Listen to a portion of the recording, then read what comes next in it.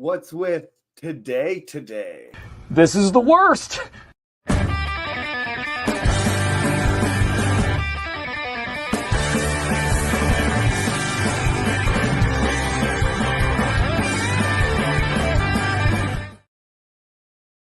Mota Ditabanakis. Welcome into the worst fantasy show Sunday morning live stream, first of the year. I am so excited, even though it is early. But hey, I've been up since 5 a.m., so I don't give a shit. This is my time to shine, baby.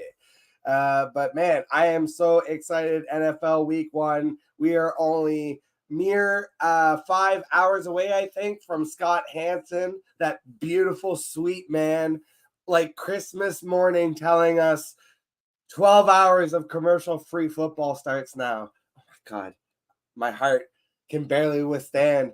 If you guys watching, thank you so much for joining us this early. If you guys have any questions, comments, please feel free to drop them in the comments. I will be prioritizing them above the questions that will be going through for Fantasy Football Advice Network. Shout out to them.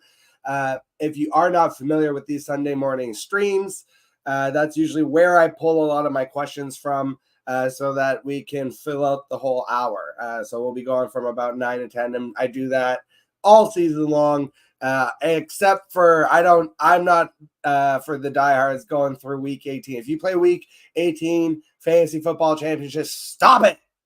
It's bad. It's terrible. Stop doing that to yourselves and your league mates. It's not good. It's unhealthy. Okay? I'm here to tell you, no more Week 18 championships. All right? But we'll get into the Sunday questions. Batman.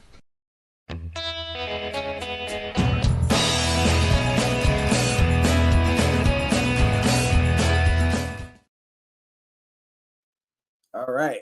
So I've already got it set up here. We're going to start with Edward the Man. Again, this is on fantasysportsadvice.network. If you guys want to go check out the site, you can see a lot of this stuff for free without going through the paywall. But then honestly, it's worth it. This is all your social medias and everything that you could want for fantasy football kind of smashed into one site. So I definitely would recommend it. Plus, you get people like me and some other fantasy experts answering your questions on the regular, just on the site. So Edward the Man, I have to make a decision this week in a pretty deep PPR league. And with the Higgins injury, I need to start probably 2 out of these 3 players. Who would you go with? So we have Gabe Davis, Curtis Samuel, or Jerry Jeudy. He also has a rookie like Jalen Polk. So traditionally, I feel like I'm a very pessimistic person, and that translates into how I play fantasy football, where I'm very much a non-believer in most rookies when it comes to fantasy football and starting them. Like, obviously, Dynasty is different, but I'm talking about in a redraft. Let's just pretend, because this is just, we're starting week 1. This is redraft mentality now. So shifting to that mindset, do I trust Jalen Polk as a rookie to come out week 1 with Jacoby Brissett against an underrated Bengals defense on the road and really outproduce these other guys? The truth is I don't. I want to see it before I believe it. So he's out for me. And where I'm going to split the difference is I'm actually going to go with Gabe Davis. Gabe Davis, traditionally very boom or bust player. So I'm obviously hoping to get that boom. I like the matchup with Miami. It feels like that's an underrated, sneaky, high-scoring matchup. 2 Florida teams used to the heat. Doesn't really matter if they're playing in Miami or Jacksonville, but they are playing in Miami. But I think kind of Jacksonville also just has something to prove this year. And Gabe Davis has kind of been sneaky unnoticed. You know, there's been a lot of talk of Brian Thomas Jr. and Evan Ingram and even Christian Kirk.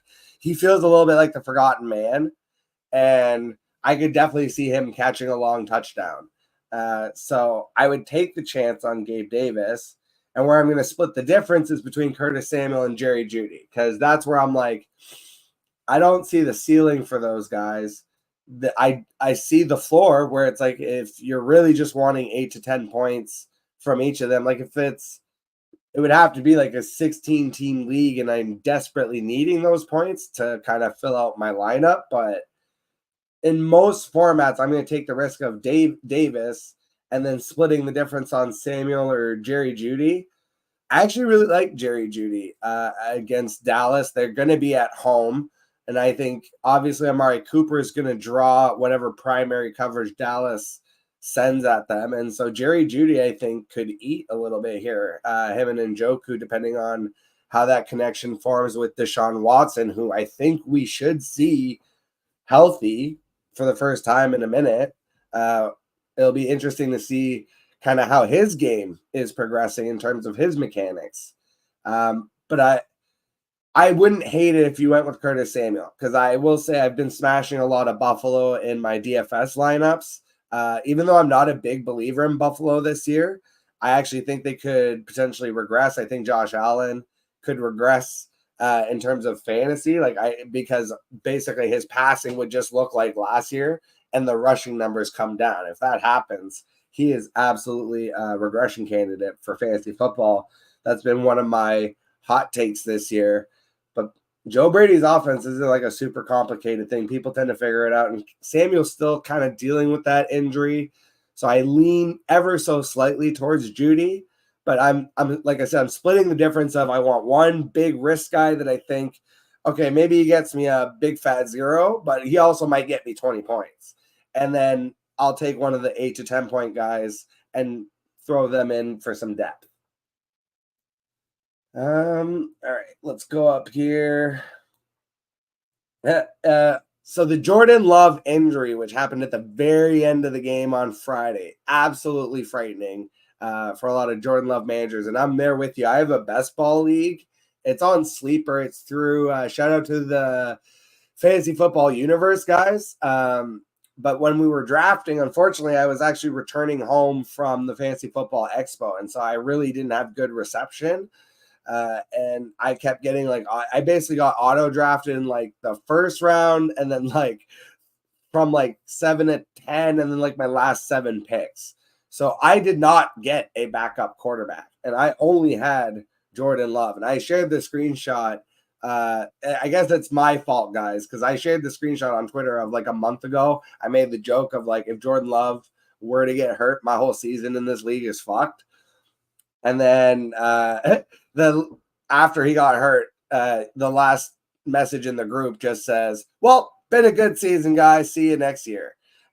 So now, from whatever primary reports seem to be leaking out through the fantasy football Twitterverse and online scape, it seems like it's not as a season ender. At least this is potentially, from what I've seen, and again, wild speculation as far as I'm concerned, but 3 to 6 weeks from early prognostications of the amount of time that he could miss. So, I mean, obviously, the fantasy team's dead in the water. That doesn't even matter. I don't even care about that. But I'm just, for the sake of Jordan Love and the fantasy assets of Green Bay, I don't want anything to do with this offense without Jordan Love, to be perfectly honest. Malik Willis is a nice project. He's not, to me, a capable starting quarterback in the NFL.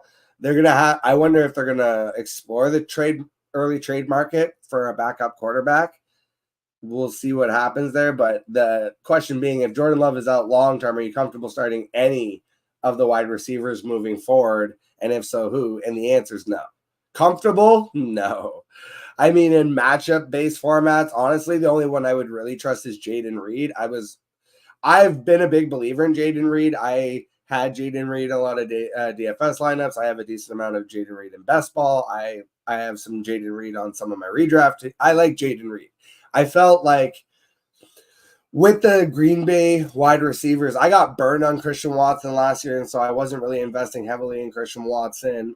Romeo Doubs, I actually really like Doubs, but he's just kind of a more consistent, he reminds me of Oh shit, I had the name James Jones. He reminds me a lot of James Jones, where it's like even though James Jones was a good, solid NFL wide receiver, he was basically capped at like 1,000 yards and like 7 to 8 touchdowns, and that would be like a really good season for him, which is not great for fantasy.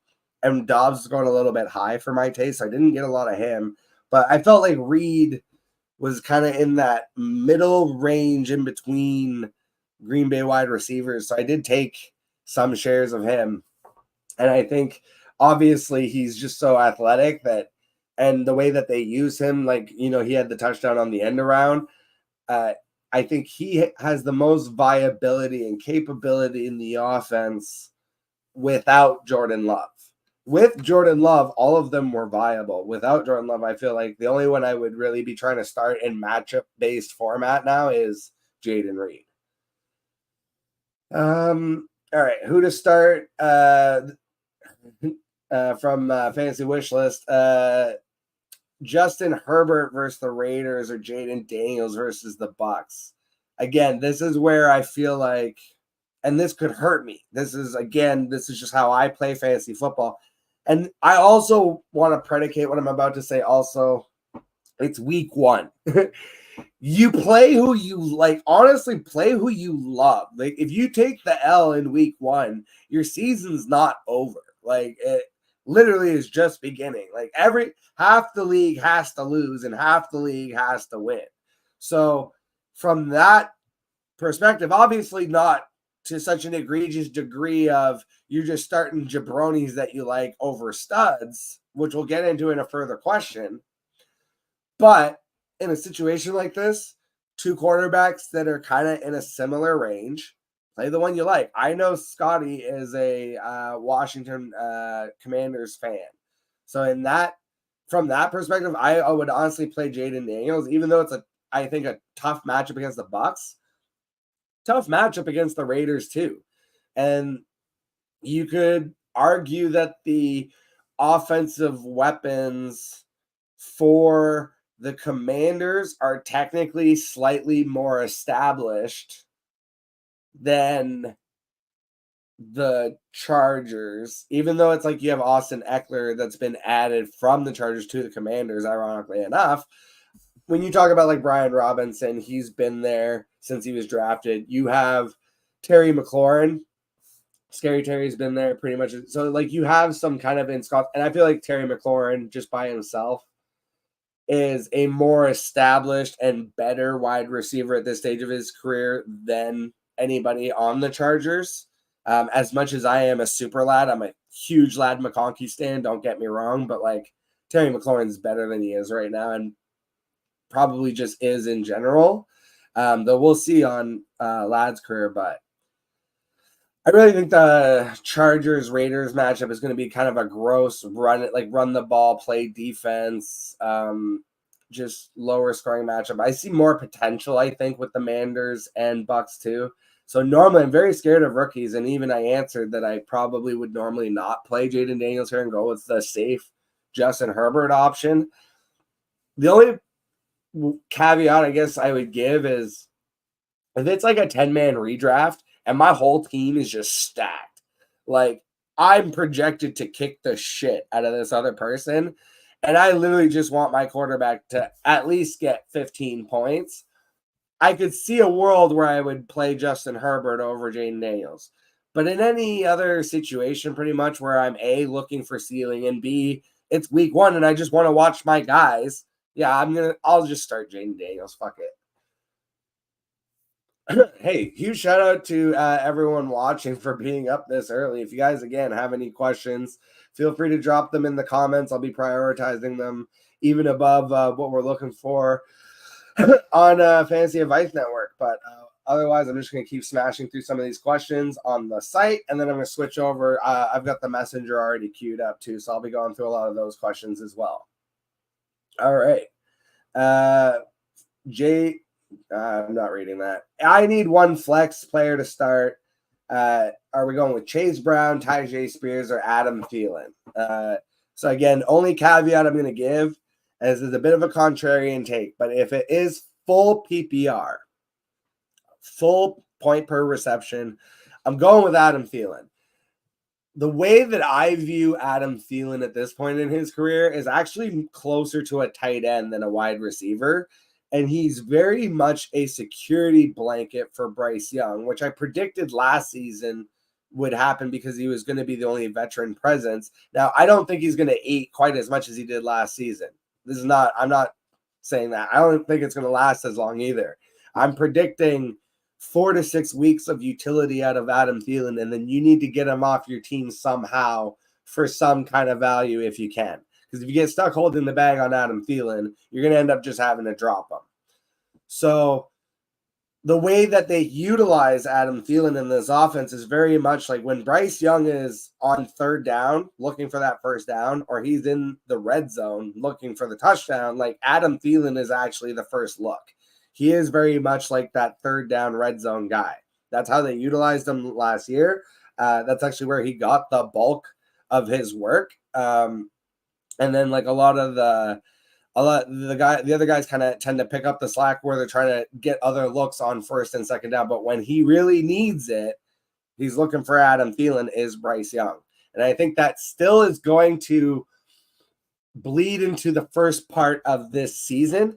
When you're so reliant on a player like that, again, when he gets into a pickle, when he finds himself in a bad situation, as much as we want to project for Dynasty, oh, Deontay Johnson's just going to slot in and take all this work, like that's just not how football mentality always works. Again, try to think of yourself almost of like, if you're in the trenches and you have your best friend out wide, right? And then you have a guy that, he's really good and talented, but he just showed up to the game like that day as a walk-on kind of thing. Like you're gonna have more of a kismet with your best friend. And even though your best friend might not be as athletic, might not be as talented, technically speaking, as that other guy, it's like, I know my best friend's going to make the play because he's my best friend. So it's like, I feel like that gets ignored way too much. The chemistry between a quarterback and the receiving options, as opposed to just like, oh, well, Deontay Johnson is talented, so he's going to get 100 and targeted. Like just trying to do the math equations without factoring in the human components of football, it's folly. So for week 1 in PPR, I would take Adam Thielen. If it's standard, I would go Chase Brown, actually. I would chase the upside with Chase Brown, especially because I think there's a chance that potentially now both Higgins and Chase might not play. And so we're going to be relying on Jermaine Burton, Andre Yoshivas, the tight ends, Gesicki and Eric Hall, who's a rookie at a tight end U, and the running backs. So I actually think they're going to lean really heavily on Zach Moss and Chase Brown in this game. I think both of them are going to be viable starts. And the Patriots, I have this weird thing with the Patriots because I really am interested to see how the Patriots operate, and I know we saw a little bit of it last year, but now that we're kind of fully removed from the Bill Belichick era, like I want to see if a lot of that carries over. So like one of the things of the Belichick era was always like the Patriots defense always takes out your number one option. And for fantasy, it's not necessarily like, even if Chase was playing, having missed all of training camp and would probably be on a snap count, like I don't know that I would, if I had a really good secondary like Jalen Waddle, I would play over Chase today. That's not something I would say normally, but for today, if Waddle's fully healthy in that matchup, I want him over Jamar Chase just for today. But I also want to see, again, like, how does this New England Patriots defense carry over? Maybe they're softer than we think, and maybe that's actually a potential matchup to exploit. So these are all the kind of things that I start looking for on week 1, especially with a lot of these new coaching staffs that we've seen come to town. Excuse me. All right. We'll go up here to the Giza. The Giza. Put it in the freezer. That's a deep cut for those of you that watch too much internet like I do. All right. I've already left Rashee Rice points on my bench this week. Do I leave Andre Yosevich on the bench too in favor of starting CeeDee Lamb, Marvin Harrison Jr., DK Metcalf, and Amari Cooper? Yeah, you do. So this is two lessons I think that are important for fantasy football. And you can see my answer. Yes, it's week 1. Start your studs. That seems obvious, but there is a little bit of what I would call sunk cost fallacy, where it's like he said, he's already feeling like he made the mistake by leaving Rashee Rice on the bench. So now, because potentially Chase and Higgins would be sitting, it's like, well, now you're looking at a very it's like normally this would be like a flex worthy option, especially deeper in the season, right? But again, it's week 1 and you just named 4 absolutely stud wide receivers, like in pretty solid matchups. Like CeeDee Lamb and Amari Cooper are going to be playing against each other. Technically, that's a revenge game for Amari Cooper. And CeeDee Lamb, even though he missed training camp, I feel like he's been back long enough now that we'll see if they can kind of hit the ground running. It is a kind of a tough defense on both sides, but you're not sitting CeeDee Lamb and Amari Cooper for Andre fucking Yoshivas. Like, I'm sorry. And then same thing with like Marvin Harrison Jr. is the exception to the rule, and same with Malik Neighbors. Like, you drafted them so high, they're in your lineup week 1. And then DK Metcalf, I actually love that matchup for Seattle against Denver. I think they're going to kick the shit out of Denver. So I'm definitely, even though I think Patrick Surtain is great, a great defensive back, and he got his money, and I'm glad for him. There is no more Darrelle Revises of the world. Like, lockdown corners don't exist anymore. And it's unfortunate, but it's just the rules of the game. And I'm not blaming the defensive backs. It's just how football works now. There will be plays where DK, like, you can have a game or two, but being a shutdown corner for an entire season, like I said, with the amount of talent too at the wide receiver position in the NFL these days, just literally doesn't happen. So, and you still have to account for JSN, and even if I don't know if he's going to be available, but Tyler Lockett, they have viable running backs in Kenneth Walker and Zach Charbonnet, even Noah Fant, kind of an underrated tight end. Like, yeah, I'm all about DK Metcalf. To me, he is the dog in this offense. Like, as much as JSN might be really good, we just saw the same thing with the Eagles, where it's like AJ Brown is very clearly the guy. And then Devonta Smith is an amazing auxiliary wide receiver who extremely uber talented, like absolutely deserves all the credit in the world. And when you have those two type of players operating on the field at the same time, damn near impossible to cover. We saw it literally just happen on Friday. Jaire Alexander and the Packers, pretty underrated defense. And yes, it was a very slippery field and all that. But, I mean, A.J. Brown still 8. Devonta Smith still 8. So, again, there's no way I'm starting a guy like Yoshi. And I love Yoshi, but there's not a fucking chance in hell that I'm starting him this week over those guys that you named. So we can get off the site because the rest of the questions are going to be just on my phone. But hey, I see all you guys watching out there. Please smash the like and subscribe button if you haven't done that already. But more importantly, if you guys have start sit questions of your own or fuck anything, I don't give a shit. Ask me anything. Throw it in the comments. And again, I will prioritize those over the ones that I'll be reading here. All right. So getting into some more simple start sit questions here. Which defense to stream? Chicago versus Tennessee, New Orleans versus Carolina, and Cleveland versus Dallas. I'm going with Chicago here. I actually think Carolina very sneakily could be a good offense this year. You add Dave Canales as the coach. You add to the offensive line.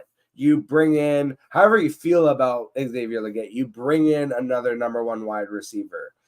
He's not available right now, but Jonathan Brooks eventually will become available too. But even with Chuba Hubbard, I think, and I don't know what Miles Sanders' deal is and if he's going to be available, but even just like Chuba Hubbard, like you have a competent running back.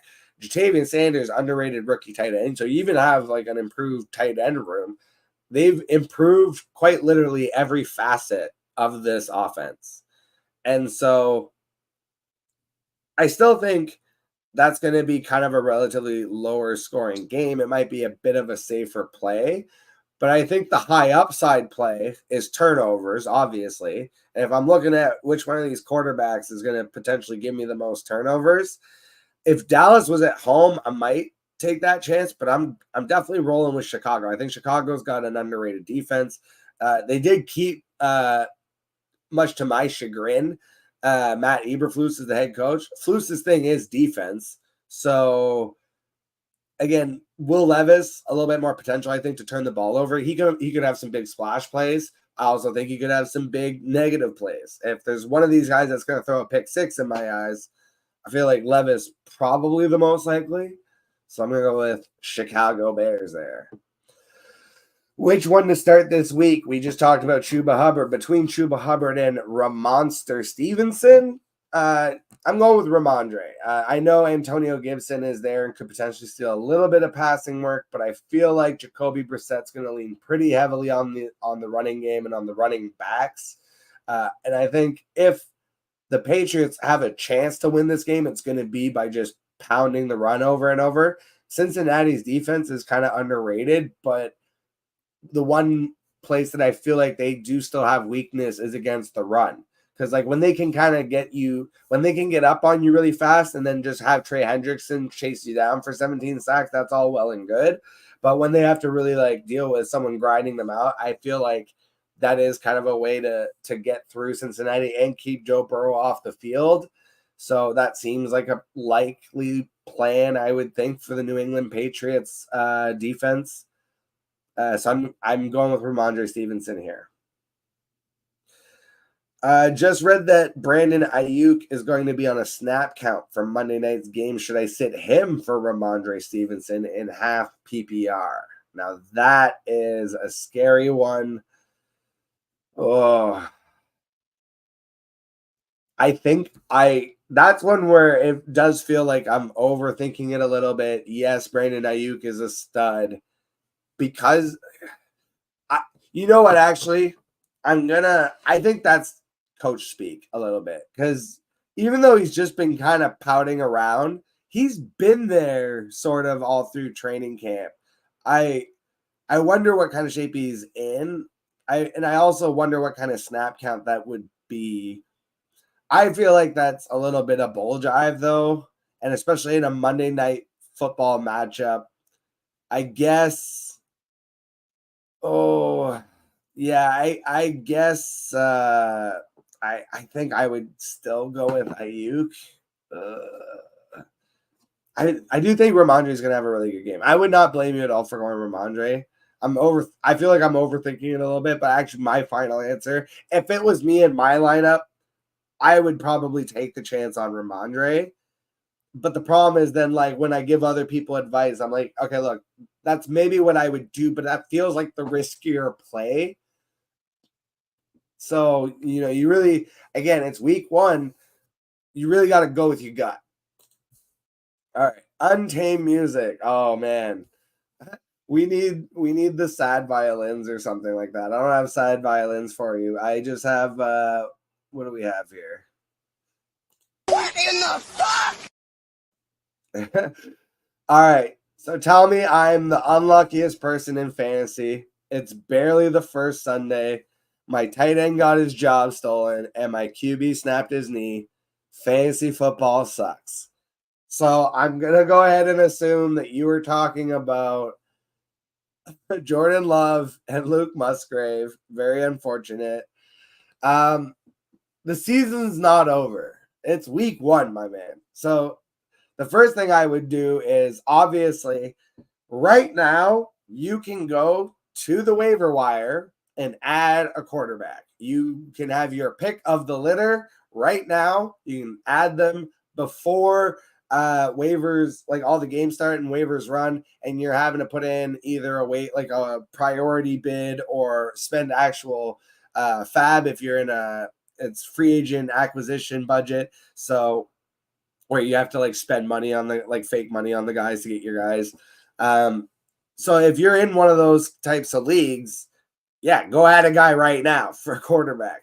And for tight end, and again, I understand if there are certain leagues where I feel the pain. I was talking about it earlier. I'm in that best ball league where I completely fucked up and I just did not end up draft. Oh shit.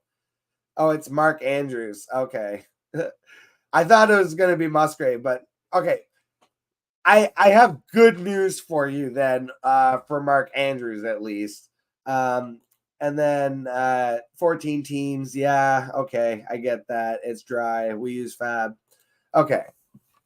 So, yeah, there's a lot going on here. The fact that it's Mark Andrews actually makes things a lot better. I know Mandrews looked really bad and Isaiah Likely looked really good.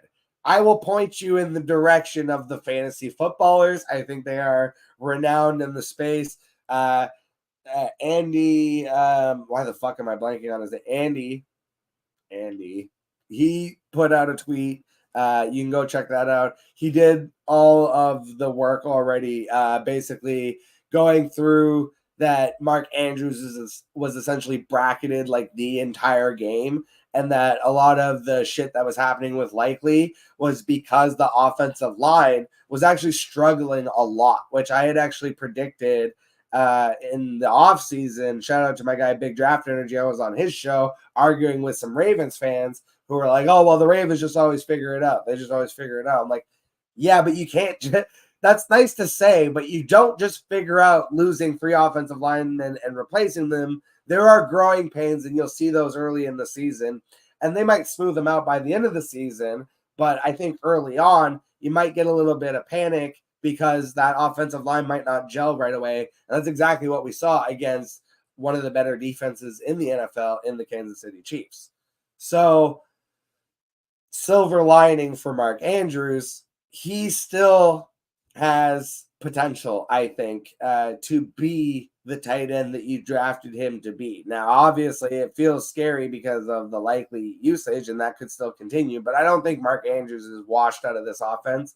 And also, he's working his way back from injury and the car incident thing, whatever that was, because that wasn't really reported on properly, the level and extent of the injuries that he may have or may not have suffered in that accident, right? So it's like, how healthy is he really? Like, how much of a miracle is it that he's even just on a football field? But it is a little bit concerning, but I don't feel like the sky is falling for Mark Andrews. The Jordan Love thing, if it's just Jordan Love then in 14 team, even then I feel like if Justin Fields hasn't already been snapped up off your waiver wire, he might have been floating out there. You got to I would stock up on maybe some backup quarterbacks. Like if you have space, if it's a deep enough bench, like throw Nick Mullins on your bench for when Sam Darnold inevitably fails and Nick Mullins ends up taking over that job. Or I really like Sam Howell. As much as Geno Smith is good, if anything, God forbid, happens to Geno Smith, or if Geno Smith's play declines, then you could end up seeing Sam Howell. So like, and then any other starter that you can pick up. I would maybe do a double combo, again, depending on how deep your bench is and who you have available. Shout out to Chris Poncio, Keenan Allen or Scary Terry. That's a tough one. I really like the matchup for Keenan Allen. I think the prognostications of him being Fat Thor this year, a little bit overblown. But man, I love Scary Terry. It's a tough matchup against that defense, though. This is a tough one. This is an actually tough one for me. My gut says Scary Terry because like Jaden Daniels is going to be looking for him primarily. I think he could see 10 to 12 targets. How efficient those targets end up being and what he's able to do with them against this tough Bucs defense, I don't know, but Keenan Allen very much. Oh no, I think I still My gut says Scary Terry, but I really like Keenan Allen in the matchup. Again, this is where I think what comes into play for me I almost call this a coin flip. What comes into play for me is I really want to watch Caleb Williams' first game, and I want pieces of that, as stupid as that sounds. And if you're a Jaden Daniels stan, maybe that's how you feel instead, and you want Scary Terry in that scenario. But for me, I think I would just slightly go with Keenan Allen. Again, it's week 1. I'm not quite as concerned with the outcome as much as the process of like just really enjoying this week, because win or lose, like your season's not over unless you're Untamed Music out here with fucking Jordan Love and Mark Andrews, and then you feel it. All right, but yeah, final answer for you, Chris. I'm gonna say my gut still says Scary Terry, so I'm actually going to say Scary Terry. I'm going to go with the wide receiver 1 in my eyes, and the guy that has less competition and for targets, I think, too. All right, we'll jump in here. Oh, are we sitting Joe Burrow?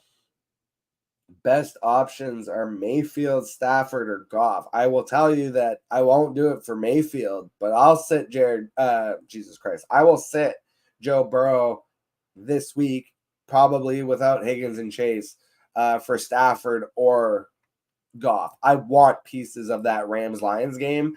I have that projected as the highest over-under of the week. I think that game is going to be an absolute smash for fantasy. I definitely want pieces of Lions Rams. So I would definitely be starting Goff or Stafford in that scenario. All right. Who should I start at flex? Jerome Ford or Colonel Mostert? Raheem Mostert. I'm a known Jerome Ford supporter. I really like the matchup with the Jags. I really like Raheem Mostert. I think he's going to be successful today. I still think I'm going to go with Jerome Ford. I think Dallas defense is softer against the run than it is against the pass. So I think that definitely helps. And I think, they cut Deontay Foreman, but then they brought him back. And I think that was kind of low key. That does scare me a little bit for his potential usage around the goal line, where it's like I could see Mostert getting 50 yards and 2 touchdowns. And then I could see Jerome Ford having 100 yards and a touchdown, and it kind of washes out. But I'm going to go with the guy that I think has like the lead job and the potential volume and less competition. Like I view A-Shane as, the true running back 1 there. So I'm going to go with Jerome Ford, I think. If T. Higgins is out, should I play Roma Dunes, Jalen Polk, or Rashid Shaheed in full PPR? That's a tough one. Now we're deep diving. Jesus Christ. This early in the season? Oh, man. Also, this is why I don't like T. Higgins. It's like, if it's always something. If it's not the fact that he's sharing the field with Jamar Chase, it's that he himself is banged up or missing games and This motherfucker just perennially is like 1,000 yards and 7 touchdowns because he has like 5 blow-up games a year that you never know exactly when they're going to come. I never draft him. But set aside between O'Dunes, Polk, and Rashid Shaheed in full PPR, holy fucking Christ. Give me Roma Dunes there. I'm just going to go. That's where it's like, I kind of like the situation for Shaheed. I don't hate that against Carolina. Again, I haven't really tracked his injury issue too closely, so I don't know what his full availability is going to be. But I mean, between these 3 players, like I'm just going to take the guy that I think's the most talented and hope for the best. So I probably would go Rome. I would rank it Rome, Rashid, and then Jalen Polk, even though Polk has been running with the wide receiver 1s again. I don't know how much Jacoby Brissett's going to be able to support in terms of fantasy options. Maybe we'll be really surprised and Jalen Polk actually has like an explosive game. again, follow your heart. If you're just for a question like this, if you're a Bears fan, play Rome. If you're a Patriots fan, play Poke. If you're a Saints fan, play Rashid. Like, they're all in that same tier to me where it's like, it's a dart throw either way. Lad McConkey or Josh Palmer. I'm going with Lad McConkey. Marvin Harrison Jr. or Malik Neighbors. Which one would I play this week? I'm actually going with Malik Neighbors. I think it's the softer matchup, potentially going against the Vikings as opposed to the Bills, because I think the Bills still have a really good defense, and they're going to want to run the ball and play defense. That's going to be their entire style and personality this year. That and Josh Allen trying to play hero ball. So I think MHJ I could see MHJ having like a 5 for 70 type game. I think Neighbors has the chance to have the more explosive week 1, rookie debut, where he is going to be just peppered with targets. Oh, here's a fun one. Someone's already thrown out some tight end waivers. They're like, I need a tight end. So this will actually help. Shout out Untamed Music. I know you said it was 14 teams, but this goes pretty deep. If Hunter Henry is on your waiver wire, I would pick him up. That's worth a play. Colby Parkinson, one of my favorite tight end sleepers this year. I know he might not be available in 14 teams. Hunter Henry also. Really getting deep with it, though. Cade Otton. If Otton can ascend to at least be the number 3 behind Evans and Godwin, he will have some gross lukewarm value in a 14-teamer where he's at least kind of getting you like 5 to 8 points, so you're not just taking big L's at the tight end spot. But yeah, otherwise you could also try going and fielding some low-end trade offers. Like if you have somebody's handcuff running back, or you have a rookie wide receiver that you like, a Jermaine Burton, for example, that seems like he has a path to start this week. You could try flipping that for a competent tight end, at least like a Parkinson, or even try and shoot your shot, maybe get like a Taysom Hill or something. PPR 10-man league, flex, Brandon Ayuk. Oh, wait, no, that one already passed. Never mind. Sorry. Dallas at Cleveland. Okay, defense. Dallas at Cleveland or Tampa Bay at home against Washington. I'm going Tampa Bay at home against Washington. Tampa Bay is solid. Tampa Bay is a good defense, guys, and they are going to be at home. And as much as I love Jaden Daniels, he's a rookie quarterback. He is going to be liable to potentially turn the ball over a couple times. And again, when I'm looking for streaming defenses, I'm looking for turnovers. It's the easiest way to score points. Shout out to my guy Jerry Bagshaw in the comments. Hey, what's up, Jerry? Thank you so much for watching, first of all, and thank you for the question. Caleb Williams versus the Tennessee Titans or Justin Fields versus the Falcons? I hate this question. You know why I hate this question so much? This is where it's like, obviously look at your league settings before, you fully commit. But the problem with this question is that the answer in too many leagues is Justin Fields, because Justin Fields is not going to be a good quarterback. It's that when people make fun of Lamar for being a running back that plays quarterback, like, you're actually talking about Justin Fields. This dude has just no pocket awareness from what I've been able to tell. Like, he really struggles reading the field in terms of progression levels, in terms of passing the ball, but damn, can he run. So if it's 4-point passing league, and if it's any kind of bonuses to running quarterbacks, because a lot of leagues do have those, if the rushing bonuses, for example, are just applied overall as opposed to only running backs, like, there's a lot of different formats where a running quarterback just breaks the format. In any of those, you go with Justin Fields. If it is truly a league where the person has figured out how to balance, like, passing quarterbacks versus running quarterbacks, I would actually go with Caleb Williams in that very specific type of league settings. That's about the only way I would do that.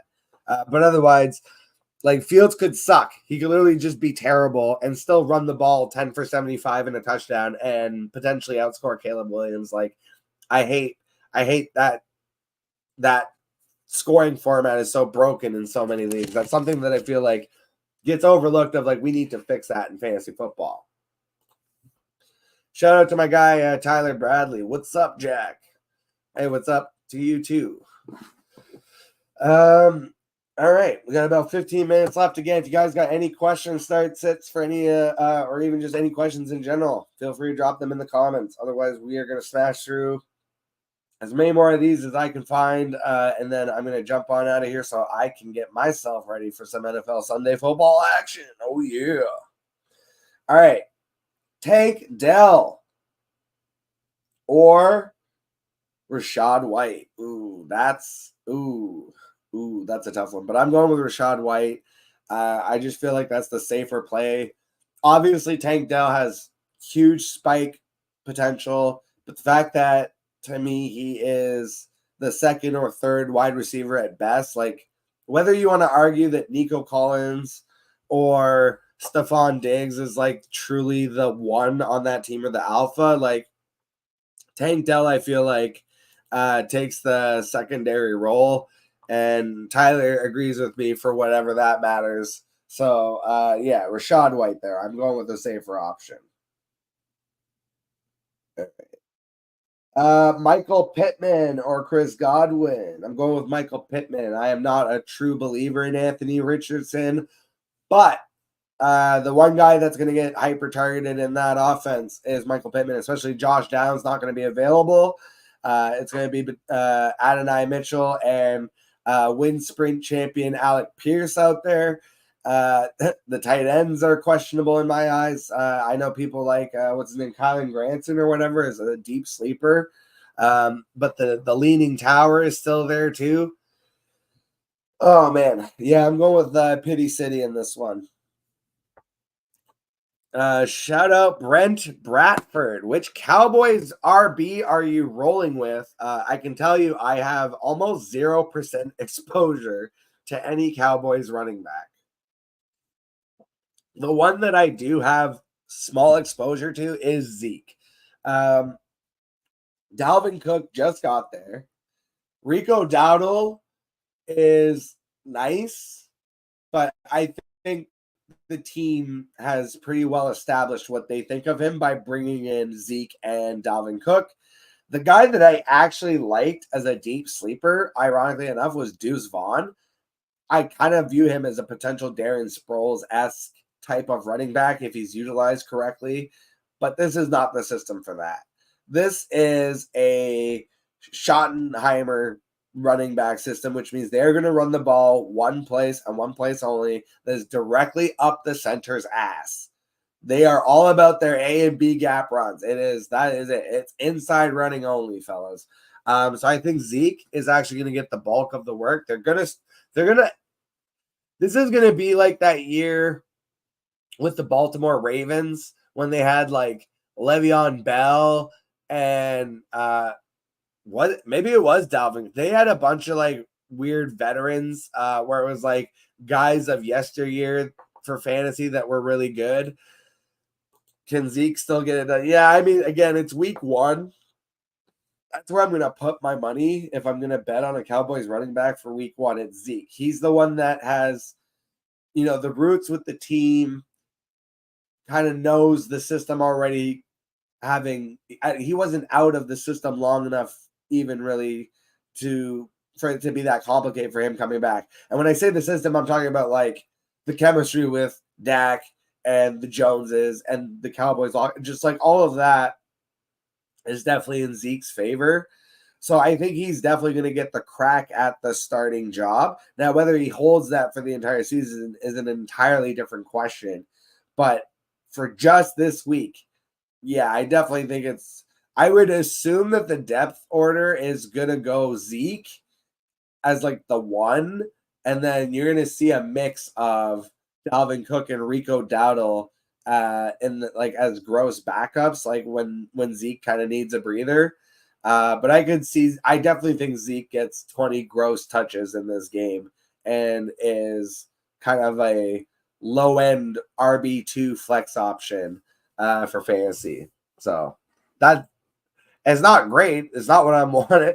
Like I'm not going into week 1 being like, oh yeah, Zeke. But if he's on my team and I really don't have other options, and I'm looking for a floor play, like, yeah, all right. Full PPR. Njoku or Trey McBride. Ooh.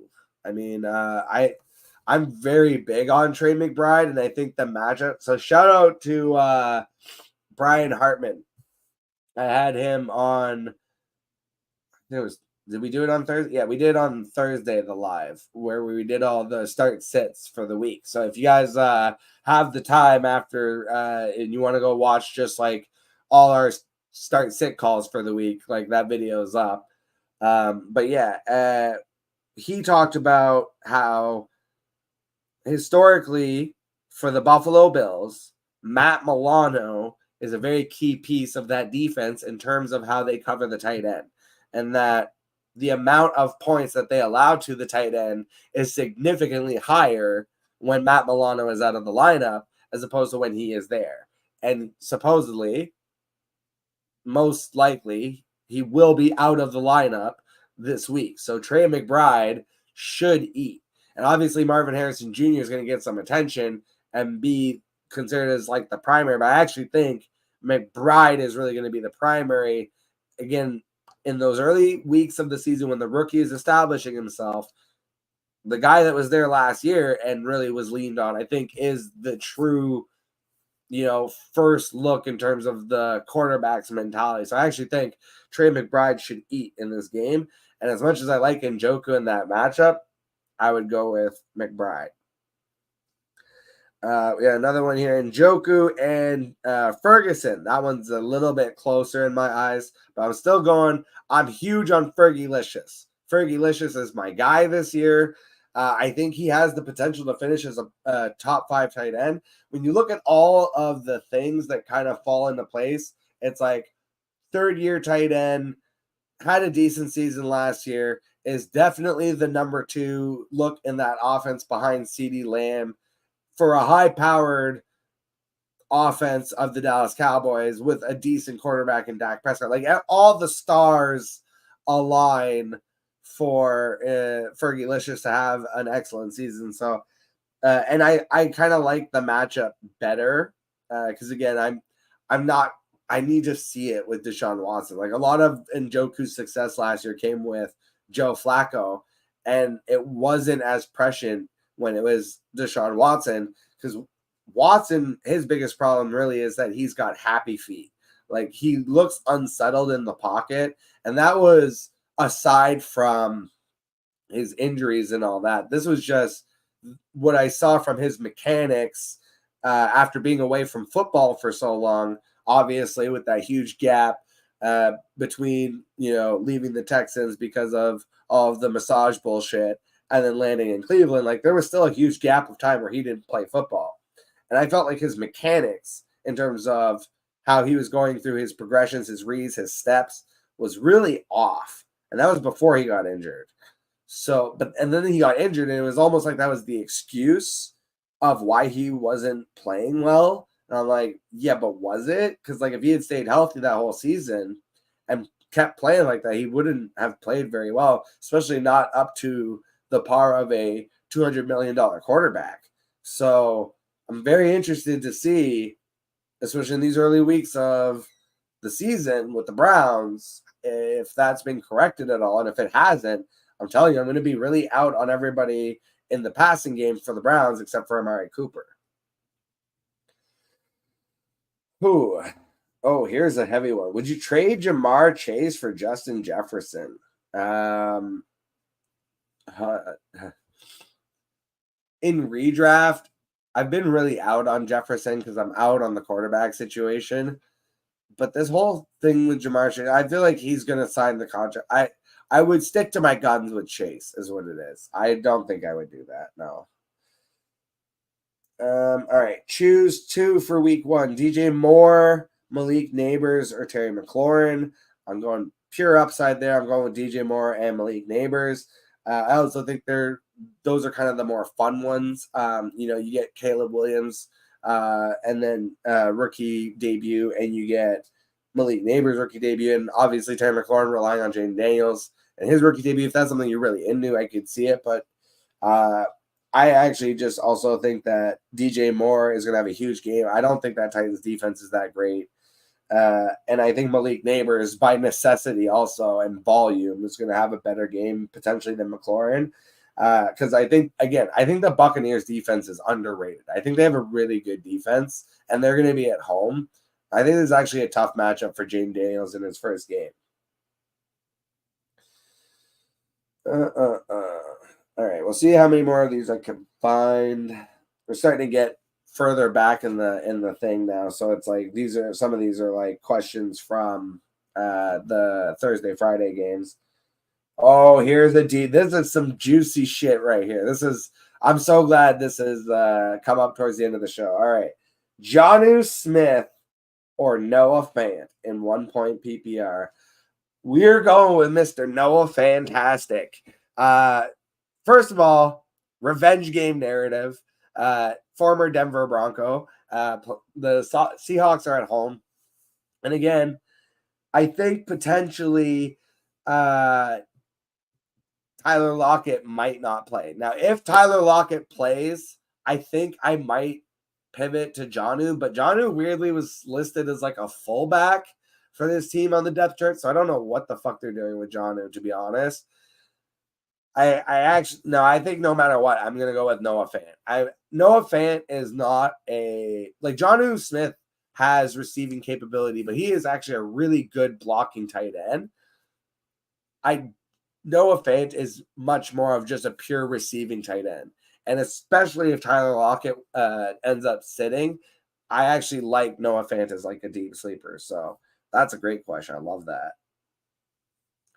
Rest of season at wide receiver. Should I keep Josh Palmer or pick up Jordan Addison? Jordan Addison was dropped and is free to claim on waivers. Now that's an enticing landmine because I think Jordan Addison is very clearly the more talented player, but I think by necessity, Josh Palmer ends up being a bigger part of the Chargers offense and has a much better quarterback for this year, obviously. You're relying on Sam Darnold and Nick Mullins in terms of Jordan Addison. But man, if I had somebody else on my bench, like potentially a deep handcuff running back or a second defense or a second quarterback or anything like that, where it's like a stash that I'm not actually really using, I actually think I would drop that person so that I could pick up Jordan Addison because I just feel like he's so talented that he should be owned. And, especially TJ Hawkins is not going to be there for the beginning of the season. Justin Jefferson's going to get all the attention. Addison should have viable fantasy games, and I would want to stash him almost as a trade asset because if he has like 2-3 games in a row where he looks really good, you're going to be able to trade him a lot easier than you would, again, a second quarterback, a second defense, a handcuff running back, yada, yada, yada. Like, if you can potentially get a wide receiver 2 off waivers and, have that as an asset on your team, either as a potential flex play or a trade piece if he goes off for a couple weeks, like, I think that's just more valuable to your team overall. The struggle I have is if you're just saying to me, I'm going to drop Josh Palmer to do that. I think the way that this offense is going to end up working is you're going to have Josh Palmer is actually the primary, like, to compare. Here's a perfect narrative. If the Chargers were the Packers, okay, to compare those wide receiver rooms, Quentin Johnston is just a worse Christian Watson. Josh Palmer is Romeo Doubs, and Ladd McConkey is potentially Jaden Reed, or a facsimile of. So it's like that's kind of how I view those wide receivers. So it's like as much I don't know if I would drop Romeo Doubs to pick up Jordan Addison, right? Obviously with the quarterback injury, like that's separate. But I'm saying like in a vacuum of just the player's talent, would I drop Romeo Doubs necessarily for Jordan Addison? I don't know that I would, right? So it's like again, it's like if Love was still healthy, let's just stay in that mindset. So because Justin Herbert is available, right? So that's where I'm kind of like, ugh. But again, any other kind of secondary asset that I have on my team that I'm able to drop to pick up Jordan Addison, I would do that. All right, we're gonna actually end here. We got one last question in the comments, so that'll. If you guys drop more questions in the comments, I will stay. But otherwise, this is gonna be the last one. I feel like I'm threatening you guys. It's like if you guys don't act up, or if you guys don't start acting right, we're gonna turn this fucking car around and go home. All right. JN Sports Cards. Start one. Jerome Ford, Zamir White, Jalen Warren. Jalen Warren is out. I know it's PPR. I don't care. Bro, I have lamented Arthur Smith over and over and over. Last year, I said it over and over and over. And it just felt like it went on deaf ears of, Bijan's not going to hit generational rookie numbers in an Arthur Smith system. Kyle Pitts, non-valid in an Arthur Smith system. I am telling you guys, Jalen Warren is not viable in this system. He might have a couple nice games here and there. He is at best, barring injury to Najee, obviously, but like at best, he is a RB3 flex in 14 plus team leagues. Like I am not fucking around with Jalen Warren in any kind of serious like 10 to 12 man leagues. He does not fit this.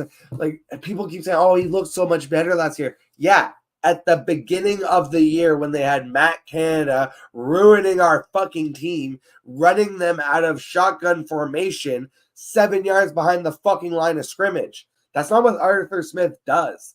Arthur Smith historically runs the highest percentage of two tight end sets in the NFL. Like 25% of his plays are two tight end sets, a lot of times out of single back formation, meaning the quarterback's under center. And Najee is like only 5 yards behind. So like that is power football. That is why they brought Arthur Smith back or into Pittsburgh. They want to bring back a version of the power running football that has been the staple of Pittsburgh Steelers offensive football going back generations. I'm telling you guys, this is a fucking fan of the team. Like, this is what is happening. Jalen Warren is very much an auxiliary player in our offense. He is a complementary weapon who will be used sparingly. You will not be able to rely on it for fantasy. This is like the one where it's like, if I'm wrong on this one, it would surprise me the most out of all of any takes that I have of anything that I think of football. Like, I'm not a Tyjae Spears guy. I think Spears has a way easier path to fantasy viability compared to Jalen Warren. Like, it's just the way that the team has always operated. It's the way that Arthur Smith has always operated. I'm just like, you can't go off that first 6 games with Matt Canada. Because when you saw, honestly, the easier thing to do would be go off the last 6 games of the season. Jalen Warren was, again, a nice little flex play, but Najee Harris was the one getting the bulk of the work. If you have a guy getting 20 fucking carries a game, I'm sorry, Jalen Warren will pop sometimes, but it's not reliable. And especially when you're comparing to a starting running back for the Raiders or Jerome Ford, who is basically locked in for the starting job right now for the Browns. The answer for me here is Jerome Ford. I really like Zamir White. Because it's PPR, though, I'm going to split the difference. Ford having pretty much what I think is a lock on the starting job, a decent matchup against the Cowboys, where that could end up being kind of a higher scoring matchup than people think. And the fact that he can catch some balls out of the backfield, I'm definitely going with Jerome Ford here. To me, it's if it was standard, I would have a little bit more struggle between Ford and Zamir White because I really do like Zamir White. But yeah, this is, for me, it's Jerome Ford, Zamir White, and then Jaylen Warren. But again, I don't think Jaylen Warren is really going to factor in the way people think. I don't even think Freiermuth is going to have as good a season as people think, because again, Freiermuth already getting weird tight end snaps in preseason. I know it's just preseason, but we'll see how that bleeds into the regular season. I will be interested to see what those snap shares look like coming out of week one. If I think people might be surprised to see a lot more Darnell Washington than you're expecting. Excuse me. All right. Huge shout out to everyone watching. I can't believe there were 34 eyeballs in that little corner up there at 9 a.m. on a Sunday morning. You guys are absolute sickos, but I love each and every one of you. Thank you so much. Super kick that subscribe and like button. And then I will see you guys.